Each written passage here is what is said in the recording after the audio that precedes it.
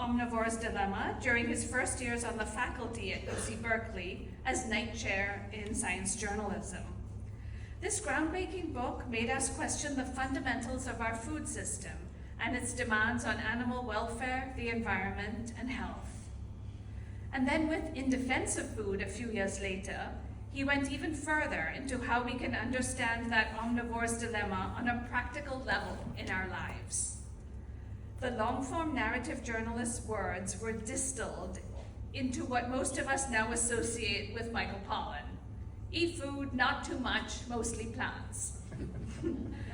Michael's latest work on psychedelics and his co-founding of the Berkeley Center for the Science of Psychedelics is opening up a whole new world, but also one that has ancient roots and is pertinent to depression and addiction, as well as to our grappling with dying and consciousness. And through all of this important writing, 9 books, many bestsellers, Michael has been a teacher and a mentor to our journalism students. He has helped build a program in narrative journalism that is critical in the field of journalism. We're using the proceeds from this event and other fundraising to create a narrative lecturers fund to bring powerhouse writers and deep thinkers like Michael to our school each year as lecturers to continue his tradition in narrative writing. Welcome, Michael Pollan. Welcome, Mina Kim. Yeah.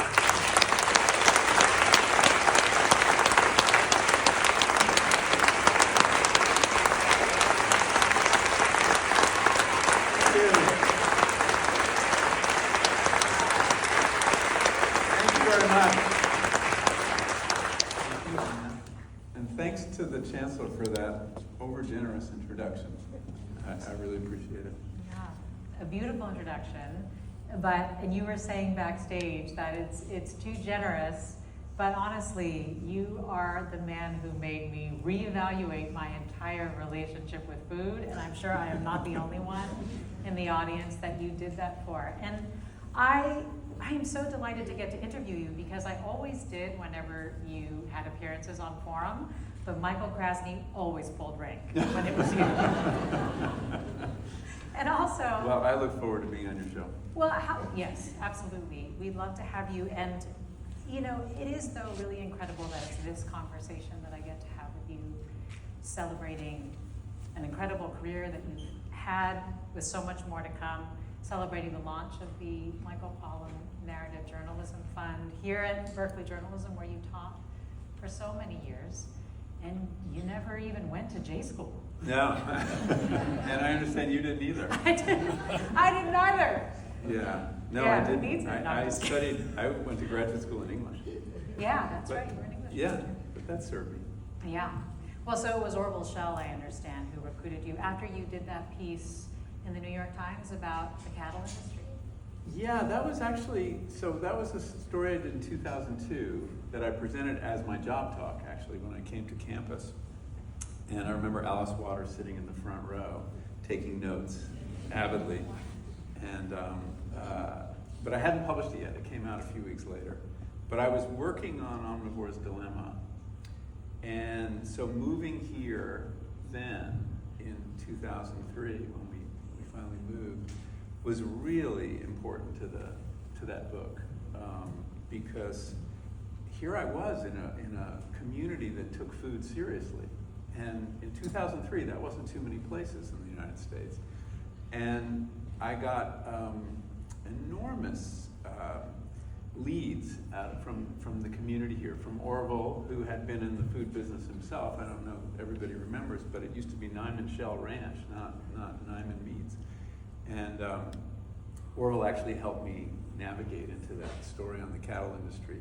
Yeah. And, but the contacts I made, especially around the Chez Panisse community, of foragers and hunters, and that all kind of ended up in that book. So it was really good timing to come here.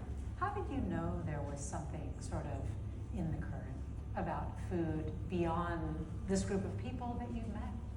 Well, the moment I knew there was really something going on, that there was a politics or a political energy rising around this, was very soon after I got here.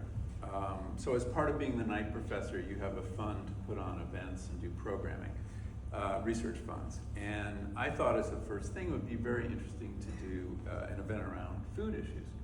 So I put together this really all-star panel that included Wendell Berry, who was a great hero of mine, both as a farmer and as a writer.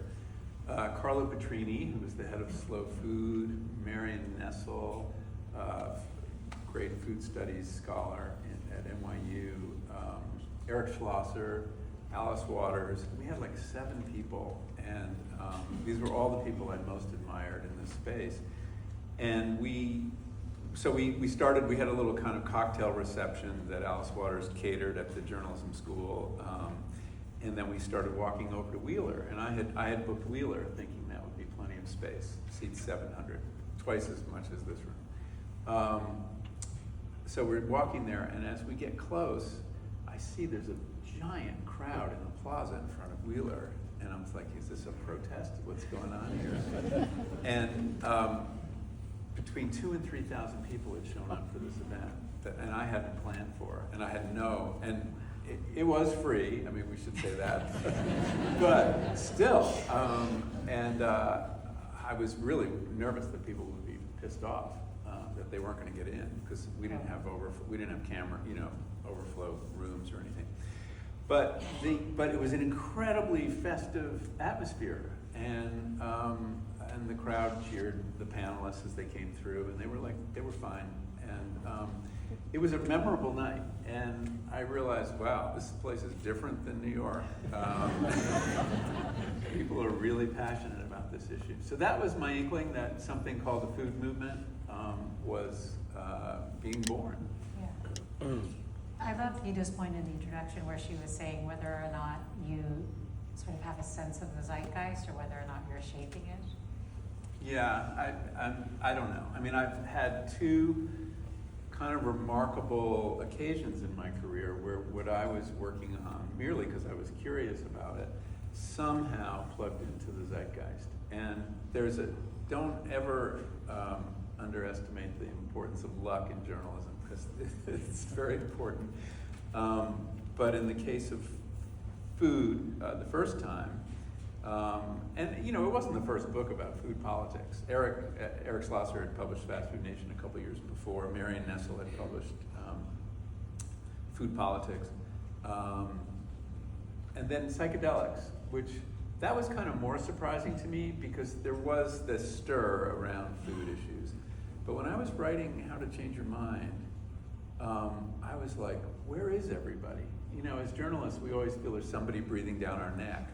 And we feel pressure, and I felt pressure writing Omnivore's Dilemma, like there's something going on, I gotta get this book out, and it took a long time. But in Psychedelics, there was nobody, and I was like, where is everybody? And that made me really nervous. Well, maybe that's an instance where you have shaped it. You do get asked a lot how or why, I guess, you went from food to psychedelics. And you often say that when you think about it, it's not that surprising. Why not? Well, it is and it isn't. I thought of it as like a 180-degree turn when I was doing it, but the readership didn't. And I think that had something to do with the fact that because of the food books, some people thought I actually had something of value to say about health, about their health. I'm not a doctor, but people are very quick to attribute authority to people who write books, even if they don't know anything. But eat food, not too much, mostly plants, and that book was all about. I mean, I was telling people what to eat, I guess. So they saw me as somebody who had something to say to them about health, and now it was mental health. And in their minds, these 2 things flowed together. So I think that's part of it. Yeah. The reason I switched was, and I only realized this in retrospect, as a journalist, I much prefer to write near the beginning of my learning curve and not after I've become an expert. And most of my work, and this is something I teach my students, it has a very simple narrative, which is the narrative of my education.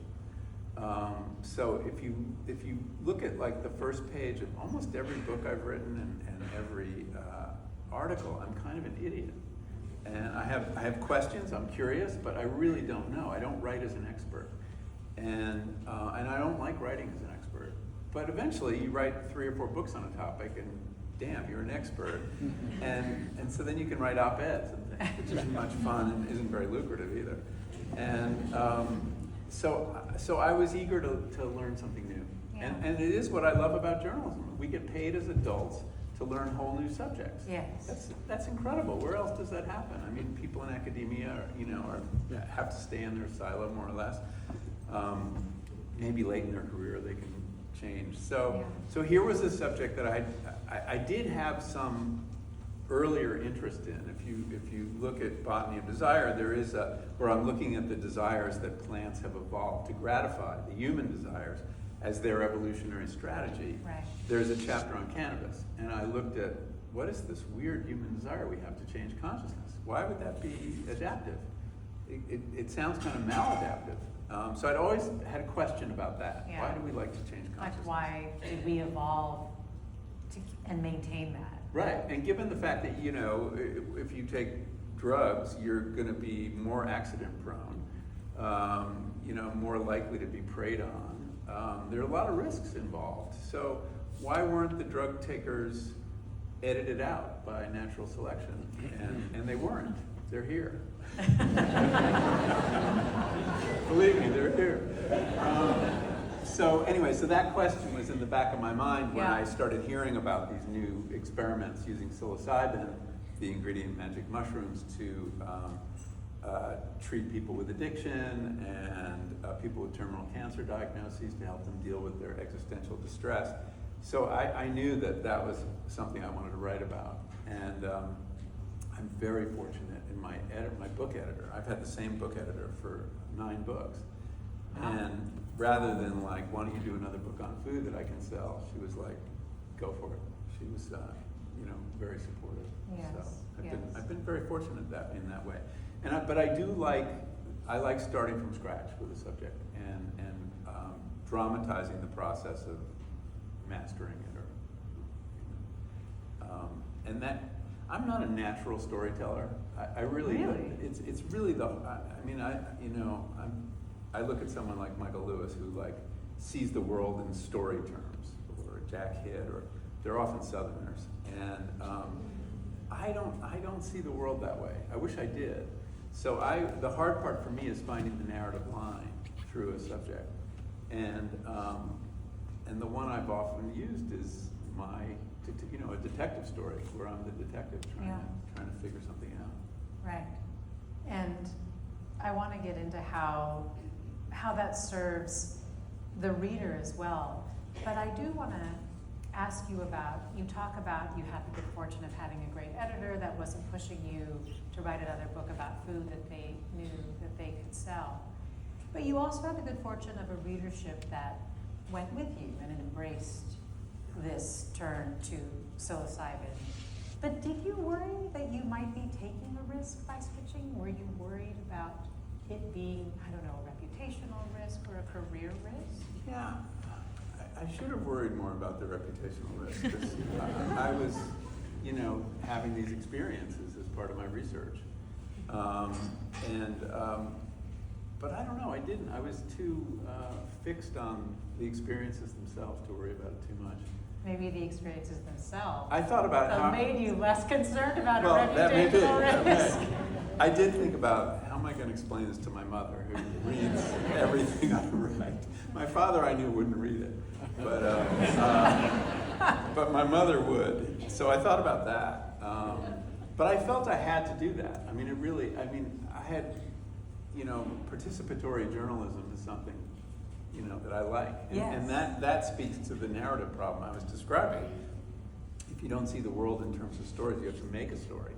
And that's one way to make a story. And that's why in that cattle piece I was referring to, I bought a steer and followed it through the whole process. I've done that repeatedly. George Plimpton, who was a wonderful journalist, who I read when I was 13. My parents gave me a copy of Paper Lion. and he was the editor of the Paris Review, and he basically reinvented sports writing with that book. And the way he did it was he persuaded the Detroit Lions to let him actually start as quarterback in an exhibition game. And he went through summer training, and suddenly you saw football in a way you had never seen it. Because normally it was written by, guys in the press box chomping on cigars who'd seen everything, incredibly cynical. And as soon as he put himself in the middle of the story, there was this wonder, this awe that you could only get the first time you did that. Mm-hmm. So it was even better than, if you happened to have a quarterback who could write, that person's memoir wouldn't be as good, wouldn't see things as freshly, because that person had probably done it since they were 8 years old. So that book, I realized in retrospect, had a huge influence on me. Yeah. And so I was going to do psychedelics as part of it. I think my readers expected it, and I was really curious because I'd been interviewing people cancer patients. The first piece I did on psychedelics was about terminal cancer patients who were given psychedelics, not to cure them, but to help them deal with their death and or their fear of recurrence in some cases. Yeah. And these people had been completely transformed in the course of an afternoon by a single dose, high dose of psilocybin, and it had reset their thinking about death in a variety of ways, not in one way. And it allowed several of them that I wrote about to die with equanimity. What a gift. I mean, we don't have much to give people in that. We have morphine, which has the opposite effect, numbs Yeah. people. So I was deeply curious to see what that was all about from the inside. Yeah. But no, I guess I didn't worry about reputational risk. Maybe I should have. Well, I guess, my joke earlier about the fact that maybe it was tripping out on psychedelics that made you less worried about it is because you talk about the effect of it essentially obliterating the ego, right? Or you mentioned death right now. It's almost a rehearsal for death because it extinguishes the self. And so, if there isn't this self that you're trying to protect, right? Oh, I see. Yeah, no, and it's true. And I did have an experience of complete ego dissolution. Yeah, talk about that experience. Describe that experience for anyone who may not have read it. It's a pretty incredible visual. Well, I had a series of experiences. One was a guided psilocybin trip with a woman, a therapist on the East Coast. There's a network of underground therapists. I think most people in the room probably know this. And she, and I felt very safe in that environment. One of the virtues of working with a guide is, since someone's looking out for your physical being, your mental self can travel. Yeah. And in the midst of this trip, I had some interesting experiences. At one point, I had to get up and use the bathroom, and I went in there, and there's a common piece of advice around tripping, not to look in mirrors. Very good advice. And I mentioned this once to a group, and somebody in the first row said, "Oh yes, trip face." It's apparently an occupational hazard. And I looked in the mirror, and I didn't see my face. I saw my grandfather's face, which was kind of spooky. I then used the toilet. I produced a spectacular crop of diamonds. Returned to the futon where I was laying down, and the woman who guided me, who I call Mary in the book, she had been transformed. And she's a blonde woman, kind of Nordic looking, with high cheekbones and blonde hair parted in the middle, and she had turned into an Indian, Mexican Indian, with black hair and very kind of leathery brown skin. And I knew exactly who it was. It was a legendary figure in this world called, whose name was Maria Sabina, and she had actually given the first Westerner psilocybin back in 1955, a story I tell in the book. And Mary had turned into her. and she offered me a higher dose, a booster, and I took it. And I remember her crouching next to me, and she looked like a peasant woman. And I took the dose, and when that kicked in, something very weird happened, which is, and these pronouns are somewhat confusing. I don't know exactly how to get around it, but I saw myself explode in a cloud of blue Post-it notes. It was just this detonation, and then they kind of trickled down to the ground, and they coalesced in a pool of blue paint. And that was me. It was clear it was me, and I was observing this scene from a perspective I had never had before. It wasn't me, and it was completely disinterested. And it felt, this is all fine, this is right.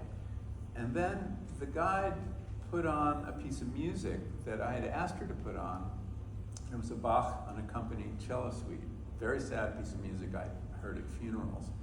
But we had a big argument about music because she didn't have a lot of classical music. She had a lot of sort of the kind of music you might enjoy getting a massage at a really good spa, but was like not right for psychedelic experience. It was just too manipulative.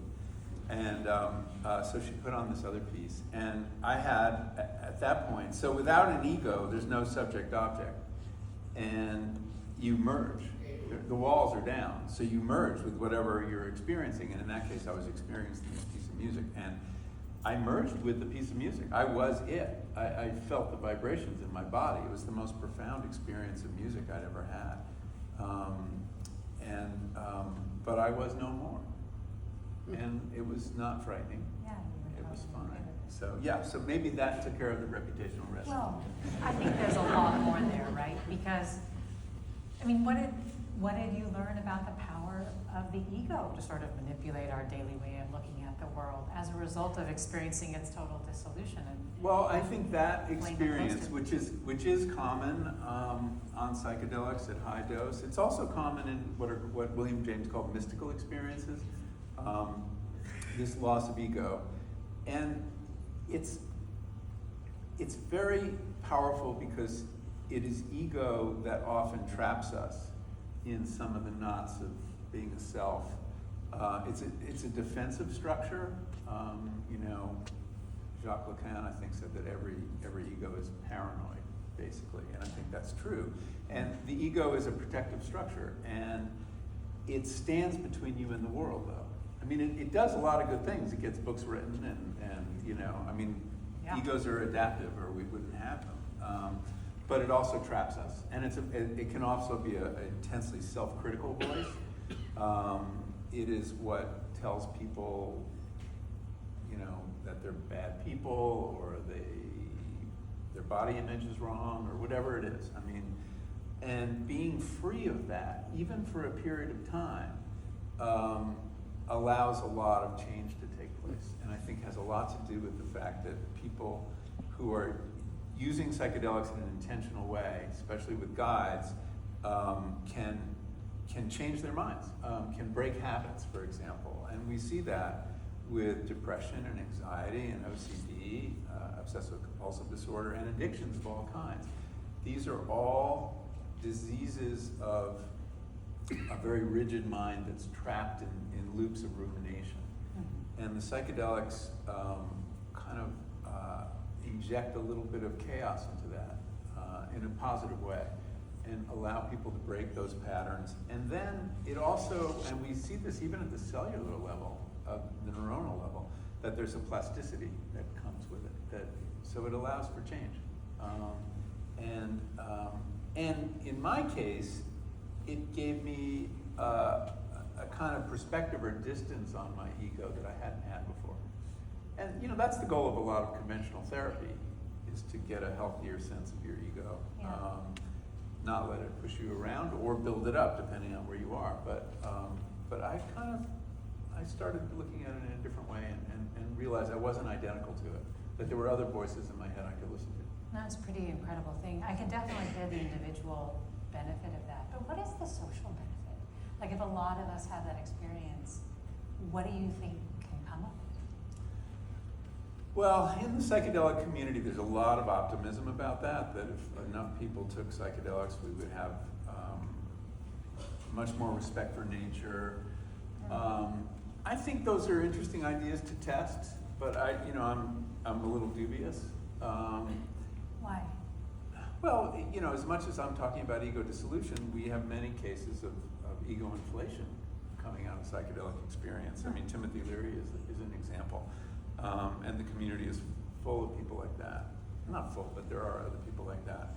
On the nature question, there has been some interesting research that suggests that something psychologists call nature connectedness, the degree to which you feel you're in nature rather than standing outside, alienated from it. And it's like a 1 through 5 scale. And a single psilocybin experience increases your nature connectedness. But who volunteers for psychedelic experiments? It's not a representative sample. When you give psilocybin to the Koch brothers and they decide they see the light about coal, I'll be ready to, put LSD in the water supply, but not yet. So I mean, it is they do have a social effect. I mean, I think that LSD did have something to do with the rise in the character of the counterculture. So it's not without, there may be, but it's very complex, and the politics could go either way. And the thing about psychedelics is that they are unspecific in their effects and very variable, and people can react in a lot of different ways depending on what Timothy Leary memorably called set and setting. That it is shaped by your intention and who you are, and I remember during the last administration, everybody was like, "Oh, we just have to give psychedelics to Trump." I would not support that. That's scary. Well, at the Berkeley Center for the Science of Psychedelics, this is something that you would really like to see do more in terms of answering some of these questions that you have. So is that what it's designed to do? Research these kinds of questions, but also support maybe, journalistic interrogation? That's a big part of what we're doing. So the Berkeley Center, which was founded 2 years ago by me and Dacher Keltner and Michael Silver and a couple other faculty members who had gotten together and all had an interest in studying psychedelics. And there was a window that was opening. I mean, talk about reputational risk. When I wrote How to Change Your Mind, none of the scientists would admit to me on the record that they had ever used psychedelics.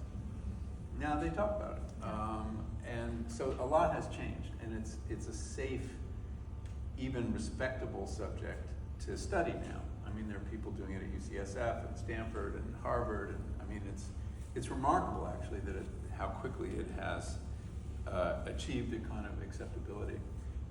What we're doing at Berkeley is unique in that most of the psychedelic research is clinical. It's designed around therapeutic applications, and that's really important. We have a mental health crisis, and this may be a very useful tool in psychiatry.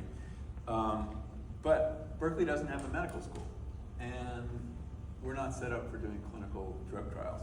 So we decided we would focus on basic research and answering these kind of really interesting questions about how do they work in the brain? We don't really know. What can it teach us about consciousness, about perception? Michael Silver, who's a neuroscientist here on campus, is doing a really interesting study looking at visual perception. And visual perception is, our eyes are not cameras just taking in information. We are inferring what we're seeing before we see it. We're constructing it, and there are these priors that influence perception. And his theory is that the high-level priors that shape our perception of the world are relaxed under psychedelics. So he's testing that, and I'm just about to start. And we have a bunch of other interesting experiments. The other two things we're doing is we have a training program to train psychedelic facilitators. The guides? Yeah, the guides. And I think we're on our 3rd cohort of people who are going through that. And how many people in a cohort? Well, this next year I think is going to be 60. It was Oh, really? 30 to start. And we've got, and considering this isn't a job yet, it's a lot of people. Yeah. I mean, some of the people go work for clinical trials at the universities. Some of them move to Oregon, however, where you can get a legal psilocybin experience from a licensed guide with mushrooms grown by a licensed mycologist. So I think we're training people for that. But this may happen in California. And there's a bill before the legislature, so they may have work here at some point. No. And then the third thing, and the thing that's dearest to me and is run out of the journalism school, is our public education program. And we have a bi-weekly newsletter that's free. We have a journalism fellowship. We're giving grants to people with good ideas. We're trying to essentially educate the public with some really good journalistic information about psychedelics, because a lot of the information out there is very much, the product of people with interests. And we're starting a podcast too this week. Wow, you've done a lot in 2 years. Considering I'm retired, yeah. Basically, retirement for me has gone from like salary to volunteer. Same amount of work. Yeah. Well, if it does turn out after a lot of this research and investigation that there really is quite a benefit for the masses to be able to engage in this in a very safe and guided way, how do you make that accessible? Well, I think it's going to be the big challenge. And actually, I was in Oregon a couple weeks ago, and they're really dealing with this because they're charging. They have to charge thousands of dollars for a single experience. And I asked why, and they said, well, it was passed by ballot initiative, and there was no appropriation attached to it. So they have to. So the bureaucracy that's running this needs to operate entirely on license fees. And somebody got up at my event in Corvallis and said, who is a doctor, a radiologist, and he said, it cost me $800 a year to keep my medical license. And for a psychedelic guide, it's like $2,500. So I think that's a big part of the problem. I think that the way to make it accessible is for the FDA to approve it, which is probably going to happen in the case of MDMA before the end of this year. They have phase 3, which is the last phase in clinical trials, and they're evaluating this and have promised a decision, I think, in August. And this would be MDMA, which is ecstasy is the street name, that would be used to treat trauma. And it's proven very effective in the treatment of trauma. Yeah. And at that point, if it's approved by the FDA and it is more effective than whatever treatment we're using now, and we really are just throwing SSRIs at it, and we have a couple other things, it'll be paid for by insurance. So that's how you make it accessible. That's the only way I can see. Yeah.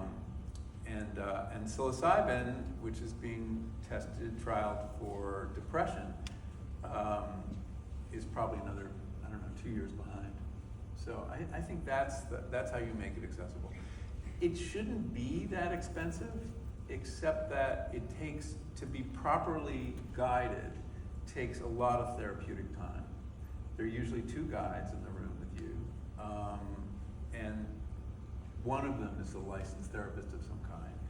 And they have to prepare you very carefully and figure out what your intention is and get to know you. Then they sit with you for a very long day, and then you come back for an integration session where they basically help you make sense of what can be a very chaotic. What you saw while you were exactly. on your flight. Exactly, and draw lessons, for the conduct of your life or whatever it is. Yeah. So nobody's figured out the business model. I think that's the really interesting challenge, because it's also a combination. It's a package of a drug, one pill, and all this therapeutic time. So how does Big Pharma make any money off that? And it's, by the way, the drugs are public domain. So Big Pharma's not interested so far. But even the FDA, they don't regulate therapy, yet they're going to have to require some sort of supervision. So it's a real knot. Yeah. And whoever figures it out, how to make it work as a business model, they'll be bought by Big Pharma. That's how innovation works now in America. Well, I mean, you wouldn't think, I guess what it's making me think about is accessibility is always the issue, right? You don't need the FDA and a whole system to be set up to be able to let people access sustainable food, for example. But we still really struggle with making it sustainable and affordable for people to access. So I'm curious, I guess, where you think we are on the sustainability or the sustainable food movement with regards to accessibility of good quality food in the places that need it most as well, because it does feel like there's still some Without places question. we really need to and go. healthy food tends to be more expensive than unhealthy food. Is part of the problem. It's a really complicated issue, and there's a couple ways at it. Part of the problem is that the industrial food system is subsidized by the public at large. It's really a case where the costs have been socialized and the profits have been privatized. So you have a situation where a very high percentage, I don't have the number at hand, but at least a third of Walmart or McDonald's employees are receiving public benefits because they only make $15,000 a year, the average fast food worker. So they're on food stamps and other programs. So we are subsidizing that food, and that does make it, that food can compete better with food where you're paying the real price. Now, we could remove those subsidies. The other big subsidy is we don't make feedlots clean up their waste. A city of 50,000 or 100,000 has to have a sewage treatment septic system, and we have feedlots with 100,000 head of cattle that don't have to do anything. For all intents and purposes, they've been exempted from the environmental laws. So let's say we go back to that idea we had in the early environmental movement, the polluter pays. Okay, everybody understood that, and it didn't completely work, but it took us some distance. You could make these meat companies pay the real cost of doing business, but then the prices go up, Yes. and so you have to address the buying power of people at the same time. That's why I think that the recent California move to a $20 minimum wage for fast food workers that's the right idea, even though the fast food companies are screaming bloody murder. But I think they're going to find something interesting, which is if you pay your employees better, they'll buy more of your products. Remember Fordism? I mean, Henry Ford figured out if you give people a good wage, they'll be able to afford your cars. So we have to restart that virtuous circle. But without question, it's in the case of both food and psychedelic therapy, working on access is very important, and people in the movements are very aware of this. The other thing that I would mention too, in terms of making good food sustainable, is that if you, to the extent you can get the public schools to start buying local food and supporting local farms and having higher quality food that they're actually cooking, you are feeding 2 meals a day in many cases, people who wouldn't otherwise be able to afford that food. They can be the resistance. And this is, as you know, this is work that Alice Waters has been she's been fighting for a very long time.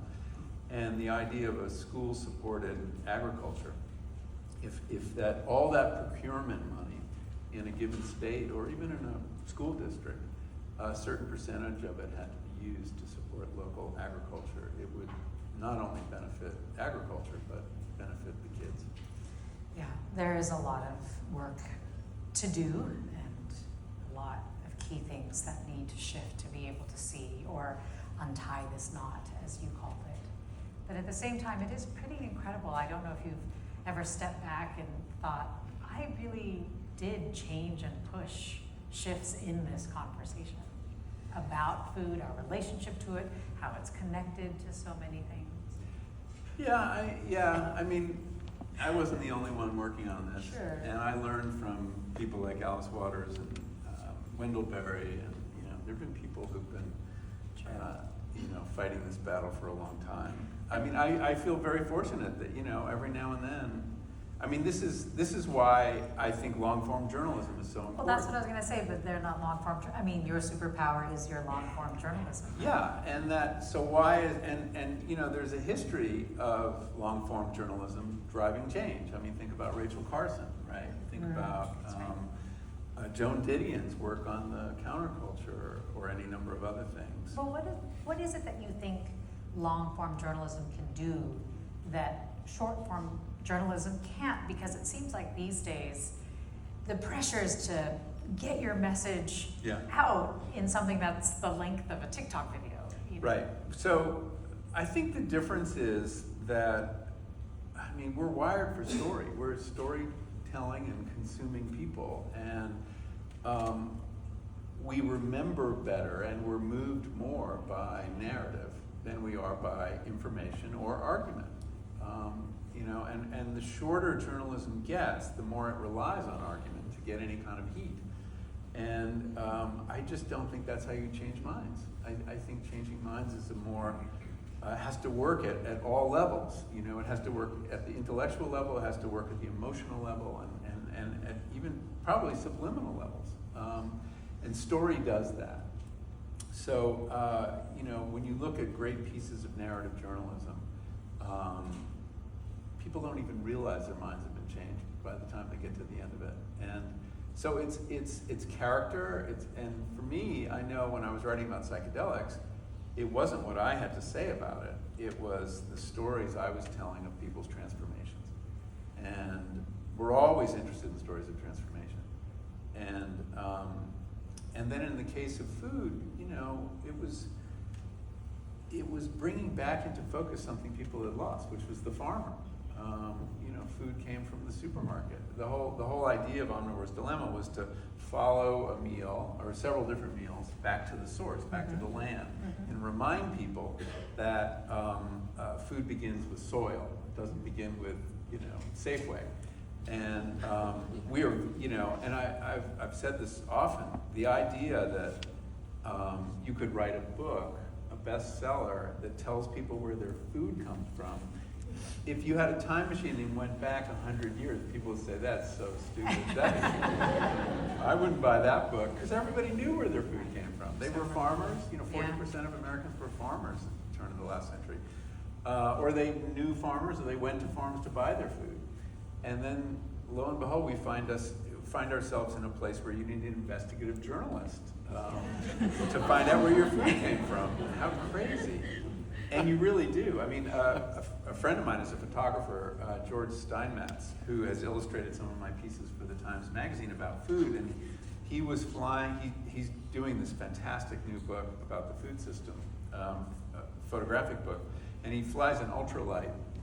And he was flying over a feedlot in Garden City, Kansas, which happens to be where the story of my steer took place. Right.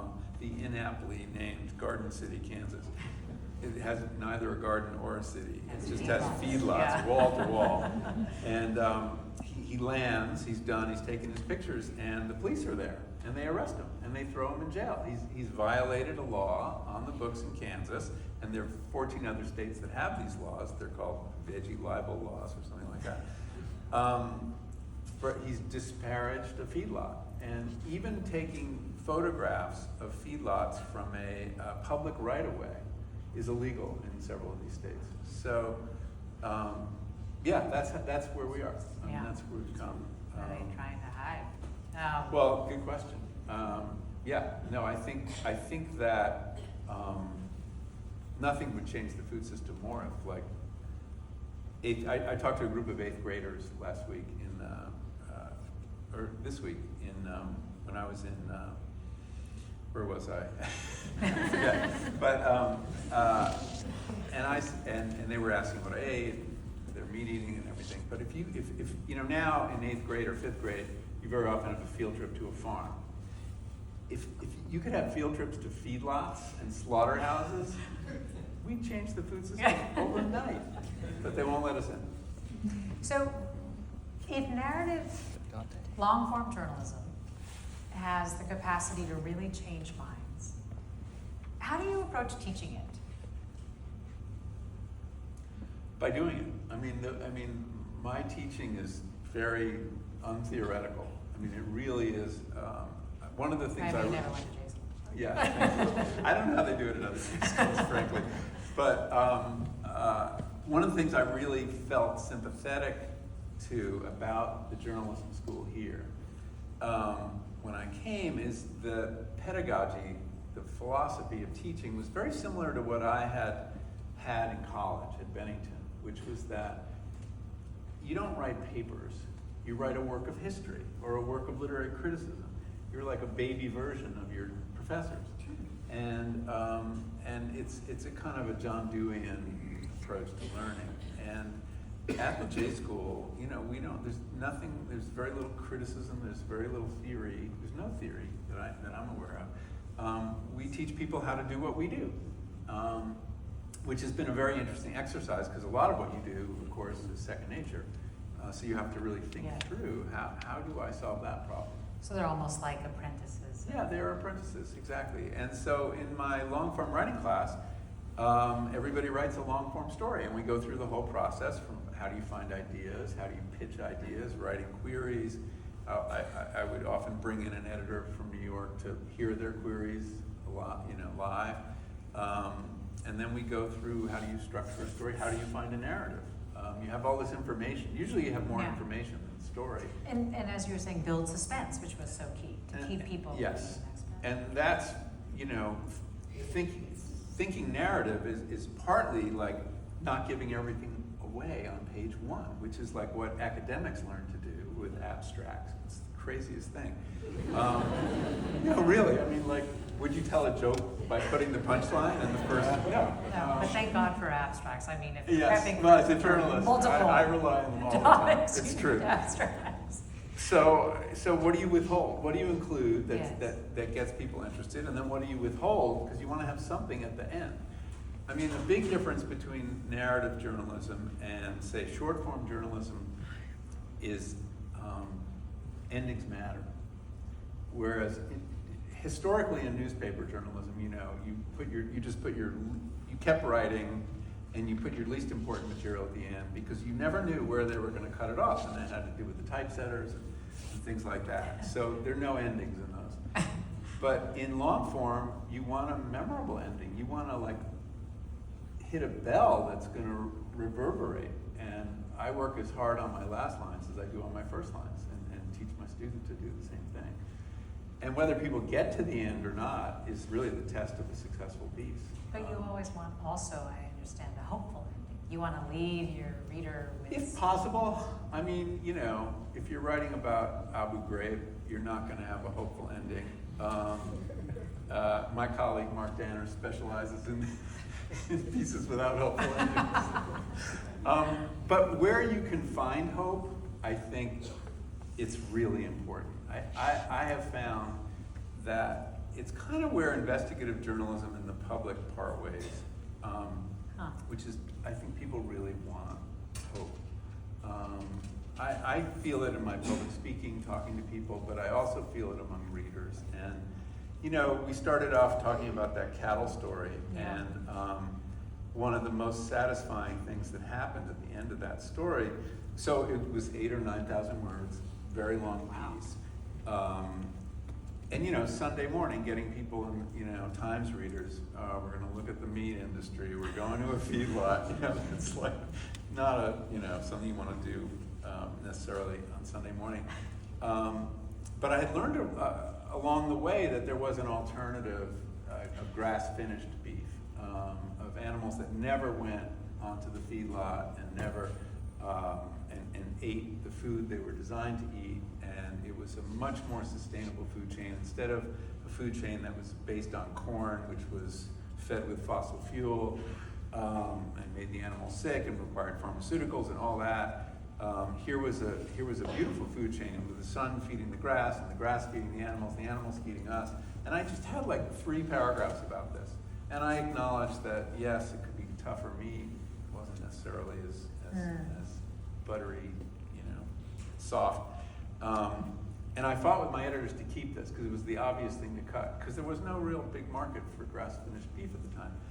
And anyway, the piece came out, and I go to that butcher shop on College Avenue, I forget what it's called, and I go in, I'm just kind of curious, it's like 5 days after the article comes out, and I said, do you have any grass-finished beef? And the butcher looks at me and goes, what the hell is going on here? He'd apparently been asked 4 times that week for grass-finished beef. And I'm like, yes. But it wasn't about the ranchers, it was about writers' vanity. They got to the end of the piece. Very satisfying. Well, I think it is really valuable to give hope at the end if you can actually give it at the end of something like that. I mean, yeah, if it's not realistic. But, you know, I tend to gravitate towards stories that have it, and that's a matter of temperament. I mean, one of the things that was so exciting about Psychedelics was that it was offering hope to people who were suffering in a variety of ways. And people are so thirsty for hope. They really are. Yes. And it's one of our jobs as journalists is to find where we can, where it's hiding. I know, this is a hard moment. So the Michael Pollan Narrative Journalism Fund is designed to support journalists who want to do the work. Yes. Want to force us all to have very long attention spans. I mean, we're not requiring people to have hope, but I hope they do. The idea is to have a guest lectureship 1 semester a year, where a notable journalist who does narrative would come and teach a master class. And Very cool. yeah, I think so. I think it would be a great thing for the school. I mean, the school already has strong narrative journalism. It really is one of the things it does well. But it could do it even better. So what are you now? You talked about being in retirement, but you're sort of describing so much of ways that you're teaching, trying to spread sort of what you've learned through your career, right? Well, I'm still teaching. Yes, at Harvard. I teach Yeah. at Harvard in the fall semester. Judith and I both do, my wife. And So there's that, but I guess it's I kind of need a weird little because I more- live here and I teach there. Right. But good. there's a reason for it. And I found that I really enjoy teaching undergraduates, which I couldn't really do here because it's a graduate school of journalism. And Why undergraduates? What? Why undergraduates? They're just more. I don't want to offend anybody. There's probably more graduate students here than undergrads. I don't know. There's just a quality to undergrads. They haven't made decisions about their career yet. There's a quality of openness. Yeah. They're very teachable. I don't know. I just kind of enjoy it. But do you think of it that way, that you're wanting to, I don't know, where you feel like you are? What is it that you? Well, with everything that you've done? retirement. It's a joke. I mean, for me, it's a joke. Yeah. I just had too many responsibilities, and I had to eliminate one, and I decided that this would be the one to eliminate. Yeah, I was struck by you using that word because I hadn't actually What? associated it with Retirement? you. Retirement. I don't associate it with me either. Yeah. No, I'm working on another book. I'm working on the center. I've been working on documentaries. We just released Fooding 2, a sequel to Fooding. Did a Netflix series based on How to Change Your Mind. So, but mentoring has always been an important part of what I do. I really enjoy it. I really feel renewed and refreshed working with young people, and but now I don't have to teach to find them. I mean, I have all the ones that I've taught over the years, many of them are still in touch, and are in regular contact. And so, yeah, I enjoy mentoring a lot. Do you want to say anything about the book that you're working on? You don't have to go in depth because I know how this works, but. Well, this is a book that was inspired by the psychedelic work, but is a departure from it. It's a book about consciousness, which I'm looking at from several different perspectives. It's famously called The Hard Problem, and it's the hard book for sure. But yeah, that's what I'm working on. Yeah, and you're at that stage that you like to be at, where you're the learner. Where I don't know anything. Yeah. No, I've gotten a little past that I don't know anything. What's different about this story, though, is that the experts don't know anything either. So I'm starting to feel, I was intimidated at first, but they know a lot more science, but they don't really know much more. I mean, it's amazing what we don't know about consciousness. You mean whether or not it's, Well, how Is it in matter our minds? produces Is it, it if in- it yeah, does. how- The other thing that's very interesting is that to a person, the people I am interviewing, who consists of philosophers and scientists mostly, are all using psychedelics. And I thought, is this a selection bias? Like, they feel they can talk to me about this because I've published about my own experience. No, interesting. it's because they're stuck. They're really stuck. And I had lunch the other day with a very prominent consciousness researcher who's been at it since 1994. And he might be the best known consciousness researcher. And he's been looking for the neural correlates of consciousness, you know, what parts of the brain are responsible. And he's associated with a very recondite, very mathematical theory of consciousness. And he told me he'd just gotten back from Brazil, where he had a series of ayahuasca experiences that acquainted him with what he called, a la Aldous Huxley, the mind at large, and that consciousness was outside of his head, it was in the universe, and he experienced it.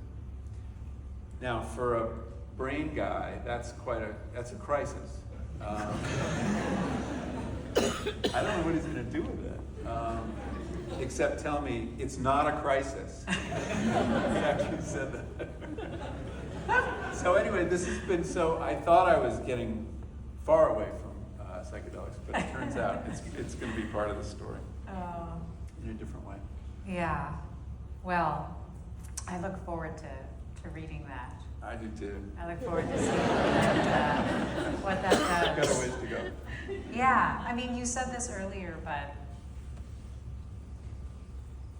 I don't know, give hope because a lot of people are really thirsty for hope. Mm. How do you see that? How do you feel that? I was speaking in Orange County the other night, and you know, in a theater like this, and there was a question period after. People lined up to ask questions, and some were about food, and some were psychedelics. People said, they could not have been more bald about it. They said, "Can you say anything hopeful?" Really? Yes, 3 or 4 people, and that's why they'd come, and they were starved, and it was hard. It was hard to answer those questions because they were thinking about the political situation, not just Yes. not just food and psychedelics, but you know, is there anything hopeful you can tell us about X? Yeah.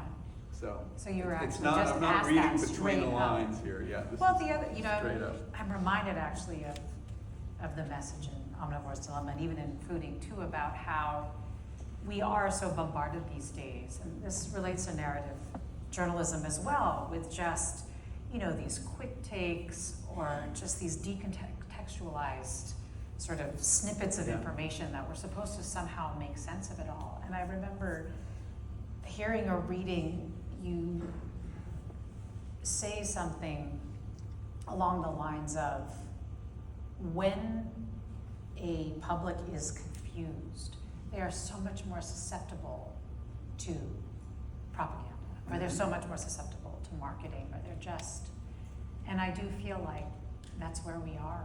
Yeah. Well, yeah. When there's a lot of anxiety and uncertainty, Yeah. anyone offering certainty is, and that's why you have to be careful in what you tell people. 'Cause, Yeah. You know, it has to be legitimate hope. Right, no, we are drawn to the loudest voices and the shiniest objects. And the simplest answer. And the simplest, Yeah. and the simplest answer. And that's another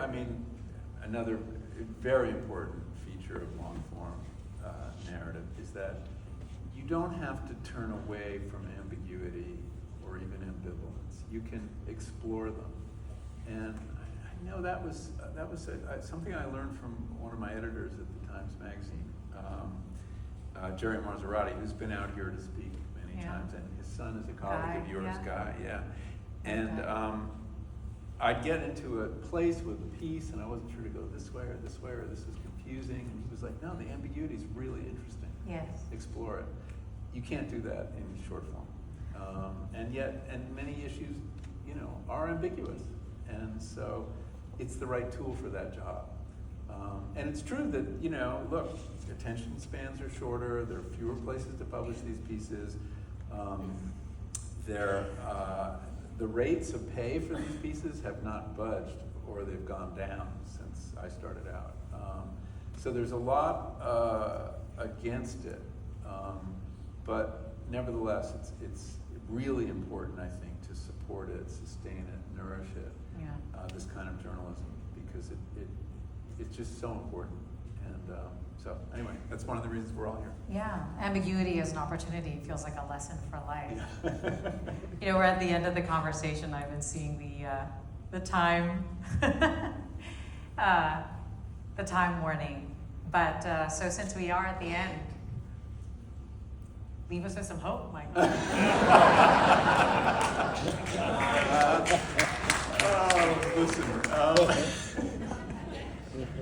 I do feel hopeful. Certainly about the fields I've been writing about. I see positive. The new food ink is actually darker than the first one. It deals with, just as an example, it deals with the fact that the food industry is even more concentrated in fewer hands today than it was when we did the original food ink in 2008. On the other hand, on the hopeful side, the food movement has allies it did not have in 2008.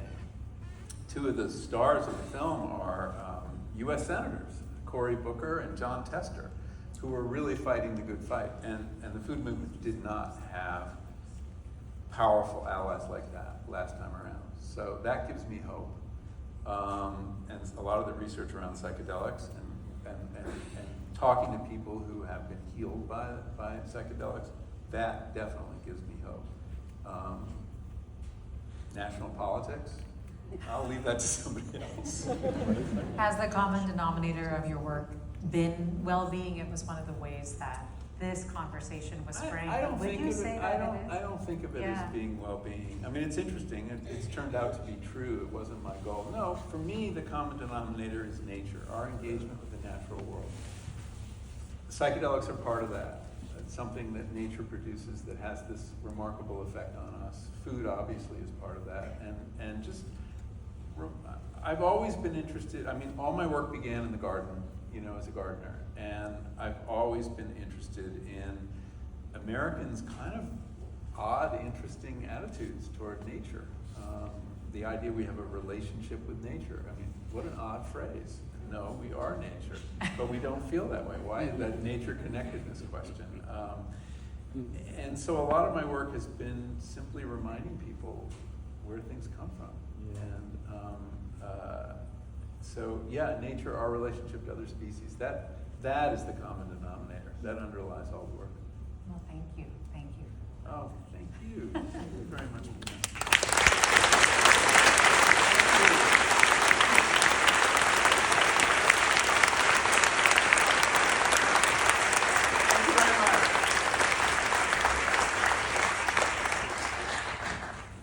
Thank you all so much for being here with us for this conversation. Please join me in thanking